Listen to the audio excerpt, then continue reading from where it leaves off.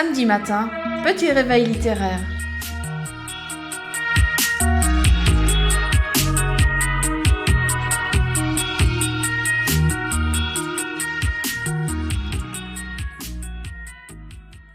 Douche froide. Je n'étais pas tout à fait revenue près des miens. Je ne rentrais plus dans leur ville. Je ne rentrais plus dans leur vie. Et me demandais parfois où j'étais vraiment née. J'avais 14 ans depuis un mois. Heureuse je l'étais. Heureuse de revenir dans mon pays, auprès des miens, de mes cousins et des amis.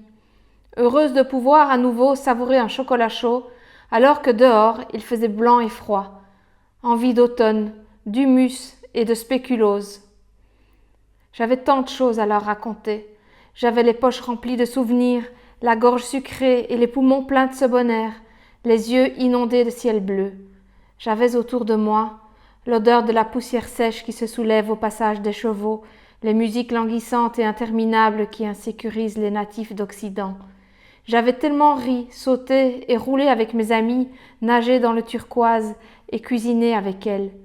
Je voulais leur conter l'arôme du thé qui envahit le palais lorsqu'on le boit, adossé à un mur froid aux côtés de 15 personnes. Je voulais leur décrire le bruit de l'eau qui cascade le long des rocs et que l'on retrouve dans les yeux riants de ces enfants berbères aux joues si roses. Je croyais pouvoir partager les vallées entières d'amandiers en fleurs que j'avais eu la chance de parcourir les semaines de printemps, les champs d'iris bleus à perte de vue.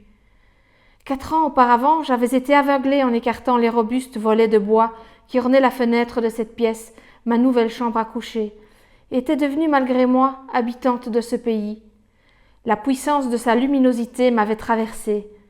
À cet instant, il n'y avait plus de pièces, plus de lits, plus de volets, plus rien. Là-bas, on jouait avec rien et on riait avec tout. Il y avait toujours près de nous une grande sœur, un petit frère ou une cousine pour sauter à l'élastique.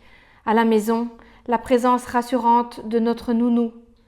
Je voulais raconter le bruit d'un nuage de criquets charnus qui claqua contre la fenêtre de ma chambre, la menthe religieuse dans le jardinet, le parfum du jasmin qui monte à la tête, les cris de joie dans la cour de récréation, lorsqu'après plusieurs semaines de sécheresse, la pluie fine surgit, les promenades dans des forêts de petits arbres accrochés au sol pierreux, notre pique-nique raté où nous nous sommes retrouvés piégés par la chaude soufflerie du vent du désert que nous avons dû fuir. Je voulais leur raconter la pauvreté de certains et la patience des gens, le temps qui n'a pas le même grain là-bas.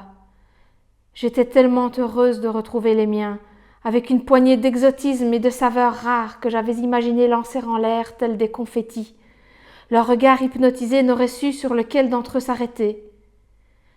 Je revins donc vers eux, jeunes adultes préoccupés, comptant leur épargne pour assouvir leurs prochains désirs, une montre, un sac.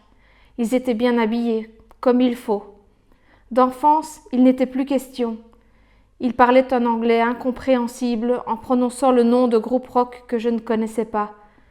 Le reste n'existait pas pour eux. « Waouh, où l'as-tu acheté ton bidon tabouret Coca-Cola ?»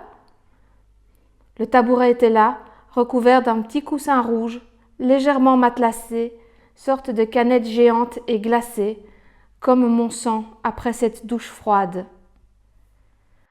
Je n'étais pas tout à fait revenue près des miens. Je ne rentrais plus dans leur ville. Je ne rentrais plus dans leur vie. Et me demandais parfois où j'étais vraiment née.